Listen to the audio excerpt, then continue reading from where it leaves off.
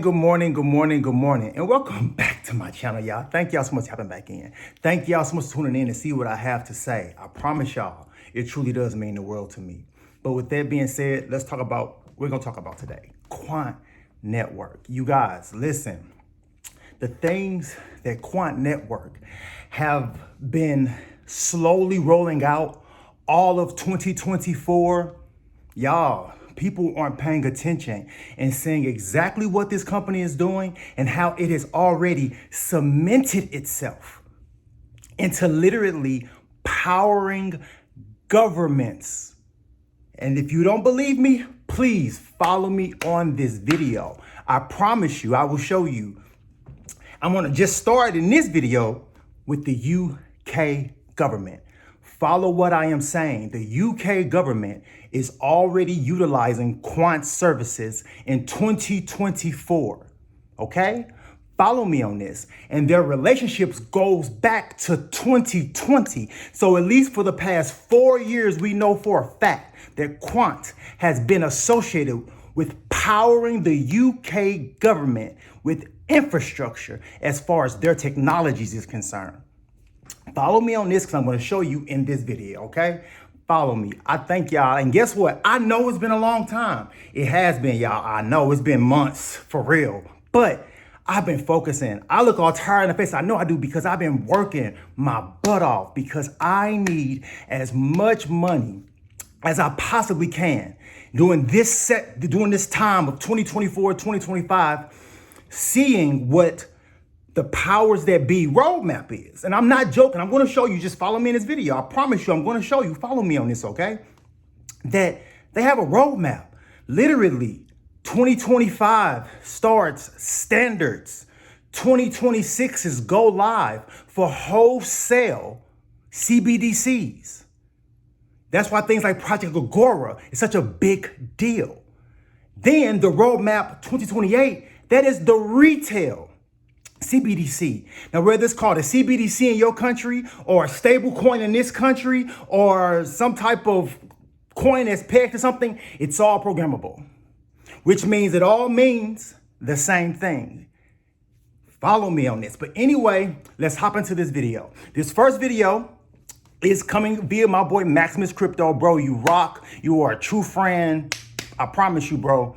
But this is literally Parliament in the UK discussing the next sector of their economy, which is electronic digital pound. Follow me on this, y'all. Follow me. Follow, because this is real and nobody's paying attention. And this might be a slightly long video. Just follow me on this. I promise you. Here we go. That first video. Pound, a new form of money for households and businesses. This paper aims to open a national conversation about the future of money in the UK. The way we use money, as it is across the world, in the UK is changing. Cash will remain important, but banknotes issued by the Bank of England are being used less frequently by households and businesses. New technologies are allowing for the emergence of new forms of digital money and new ways and devices to pay for goods and services with it. International developments have the potential to affect the UK domestically and our position as a global leader in finance. Ensuring that public trust in money remains high and that forms of money and payments meet the evolving needs of individuals and businesses are fundamental responsibilities of the government on which Parliament must have its say. We're determined that the UK should remain at the forefront of innovation in money, payments and financial services. This is part of the government's vision for a technologically advanced, sustainable and open financial services sector. A sector that's globally competitive and acts in the interests of communities and citizens, creating jobs, supporting businesses and powering growth across all parts of the United Kingdom. A UK digital pound would be a new form of digital money for use by households and businesses for their everyday payments needs. The digital pound would be a new form of sterling, similar to a digital banknote and issued by the Bank of England. For people and businesses, the experience of using a digital pound will be very similar to using other forms of digital money. For example, it will be accessible online via smartphones and computers, as well as through cards that could be used at point-of-sale terminals. I want to be clear that the government is legislating to protect access to cash and ensuring that the UK's cash infrastructure remains sustainable long-term. So as part of the wider landscape of money and payments, it would sit alongside and not replace cash, a digital counterpart to familiar, trusted banknotes and coins, and subject to rigorous standards of privacy and data protection. It would be denominated in sterling, and digital pounds would always have the same value and be interchangeable with the equivalent physical banknote. Unlike crypto assets and stablecoins, the digital pound would be a central bank digital currency, sterling currency issued by the Bank of England and not the private sector. A digital pound would help to ensure that money issued by the central bank, which is currently only available as cash, remains available and useful in an ever more digital economy, knowing that there is an ultimate backstop to convert your money in your bank or in your e-money account, into cash or a CBDC at any time is the foundation of confidence in all forms of money, both day to day and in a crisis. As you can see, it is not me saying this. You saw that gentleman from the UK government standing on the floor of Parliament. I don't care if it was slightly empty. That doesn't mean anything, you guys. They do things like that in the middle of the night, so it slides up under the radar. Follow what I'm saying to you. But this next video that I'm getting ready to show you is actually getting ready to show you something called G-Cloud. We've had G-Cloud 12. We've had G-Cloud 13, is what the UK government currently sits in today, and G-Cloud 14, which is being developed as we speak, and we're out of the testing and they're at proof of concept stage. Follow what I'm saying to what Quant Network is facilitating. And I'm just focusing on the UK right now, but this is happening globally with this one company. Follow me on this. But here we go. Those videos kind of sort of breaking down G-Cloud 12, G-Cloud 13, and kind of sort of G-Cloud 14, and how Quant Network is tied directly, and how they are specifically talking about the QNT token. Follow me on this. We're talking about utility in motion, you guys. This is going to be incredible. But anyway, here we go. That next video. From the Quant Network site, September 29, 2020, you see Quant named a supplier on UK government's, yes, UK government's CCS G-Cloud 12 framework. Now we're entering into the G14, and now we see and the whole thing of G13 cloud. As many of us know, even on a simple Google search, Quant Network is a supplier on the UK government's G-Cloud 13 framework, which provides access to cloud-based services from, of course, multiple suppliers. G-Cloud 13 itself is a procurement framework that allows public sector organizations to purchase cloud services from government-approved suppliers. The framework is accessible through an online catalog, which is basically referred to as the digital marketplace. On top of that, Quant Network, as we know, has the Overledger operating system, and it enables fast deployment of solutions without the need for new infrastructure. So interesting to see this, and more importantly, Quant Papa put some emphasis on this. G-Cloud 14 is closed for applications. The applications are, of course, being reviewed. That is a huge, huge deal. As we get more into this outline, I want to share something with you guys, because sometimes we need evidence to support the hypothesis. Are you aware that if you were to go to committees.parliament.uk/written evidence/89592/HTML, you will find this link that has this written evidence submitted by Dr. Gramatea Katsiolu and Dr. Luke Riley. Yep, that's right, of the Quant Network. And it's research. And if anything, it was at King's College of London.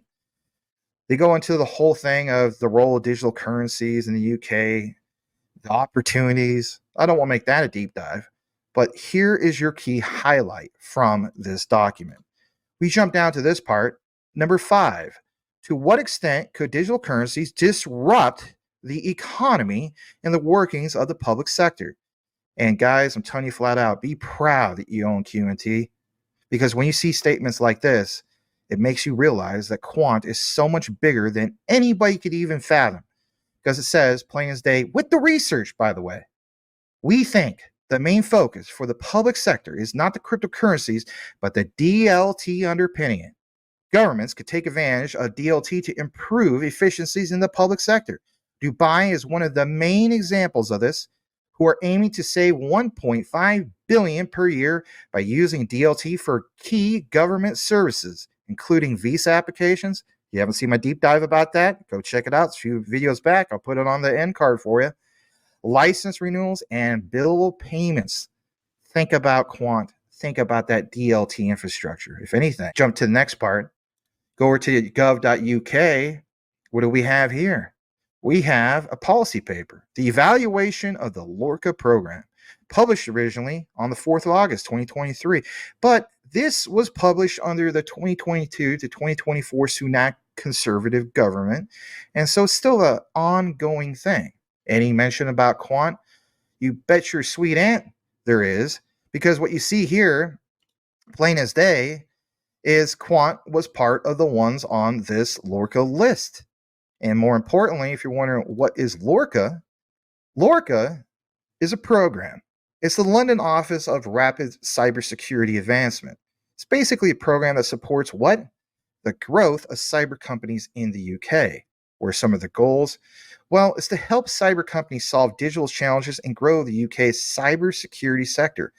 Who better to lead that charge than a guy that's worked in cybersecurity for over 20 years, Gilbert Verdian? So we jump back to this whole thing. I'm going to take you down to this part, because plain as day, you see that they recognize Quant Network because they understand that Quant Network is committed to building an internet people can trust.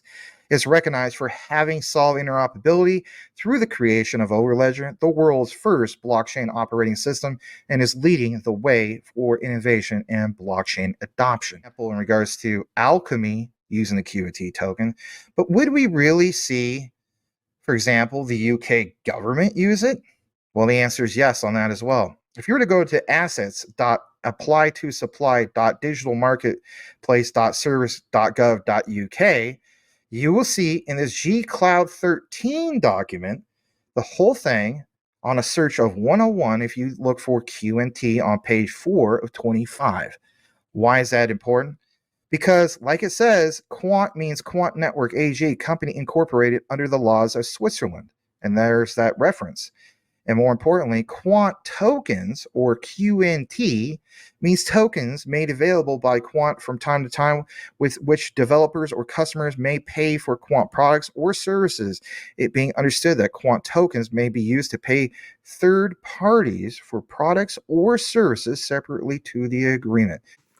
The proof is in the pudding, you guys. You can Google it. G-Cloud 13. Who is a part of it? Follow me on this, okay? But now we're getting ready to go to the actual UK government's website, and we're going to type in Overledger. Let's just see what the UK government has to say about this technology that is being facilitated by Quant Network. Follow me on this, y'all. UK. Digital marketplace. Think about how that's worded. Digital marketplace. What does it say? Well, if you go on the search, for example, digital marketplace, lot 2, cloud software, right? And you type in the Overledger, for example, it talks about only one result found containing Overledger. Just one in lot 2 of cloud software. And what does it say here, guys? Search result 101, Overledger. SaaS, software as a service, the world's first DLT API gateway for enterprise, dang it. Quant Network, world's first true universal DLT. Remember we talked about the universal ledger? Think about it, man. Think about it, everybody. We already talked about it, did a deep dive. So, first true universal DLT interoperability platform oriented for enterprise, designed to seamlessly interconnect private and public systems, networks, and DLTs. Overledger's APIs are easy to implement and eliminate the complexity of multi-DLT challenges at enterprise level. Now, y'all just saw that straight from the UK government website. Overledger, one of one. Did you see that? It's not a blockchain. It is a blockchain operating system. The world's first. Truly. This is the words of the UK government. Interoperable system. Follow what I'm saying to you about Overledger. This is incredible that retail even has this opportunity to even sit in 2024 and know about Overledger, know about Quant Network, and know about QNT, because when moves like this happen, it happens quietly with private banks. Follow what I'm saying, you guys. This is incredible.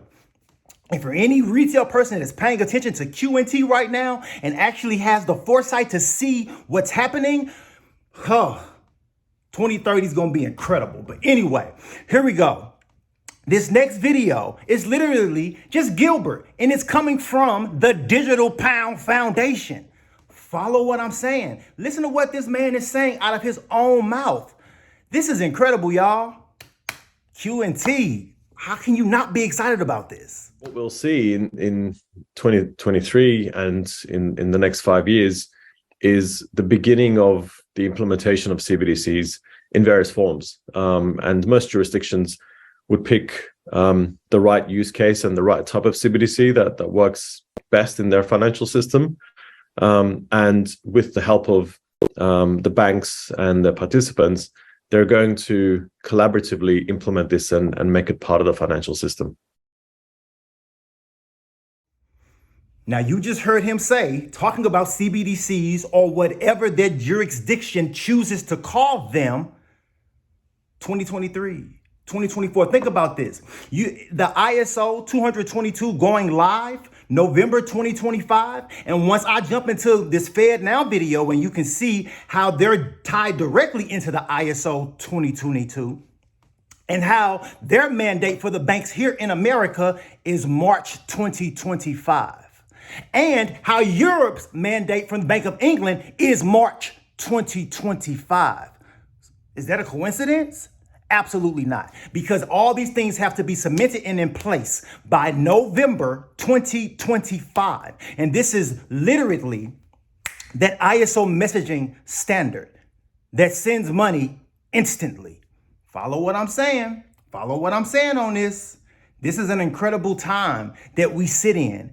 And that for us to know about QNT, for us to know about Quant Network, this is nothing that retail would ever be privy to going back generations. The invention of the internet and what Gilbert Verdian is now building on top of is incredible, because he's had foresight for decades, longer than anybody could possibly imagine. Think about this. Think about 15 years ago, and what did you truly know about the internet? Now go back 20 years ago. What did you truly know about the internet? Absolutely nothing. And at one point in time throughout that time span, you were skeptical of it. You were scared to go to this, or you were scared to attach your card, or you were scared to purchase from this, because of the adoption. And as the internet progressed and the knowledge of it and the publicness of it came more and more mass adoption, it became trusted, right? So imagine someone sitting at the very early days of the internet, sitting in rooms of the people who actually created the internet. And I'm talking about Gilbert Verdian. Look into his past. It's absolutely incredible. And to understand even then that we needed to have some type of interoperable protocol that would literally send money instantly, but he didn't come into realization of it until Bitcoin, when he finally saw, of course, now we're how many decades into this, and now technology has progressed how many times and how many over and over and over again since the early days of the internet up until today, for him to see what Quant Network could truly be right now today. But he had the thought of this 20 years ago. So he has been working on this for decades. We're talking way longer than most people even knew what a blockchain was. Follow what I'm saying about this man and what is getting ready to take place globally, because he has the world's first and only operating system that sits on top of every blockchain and connects blockchain and the traditional internet of today seamlessly with now 0 lines of code. This is an incredible opportunity. But with that being said, thank y'all so much for tapping in. Thank y'all so much for tuning in. And until the next time, peace out.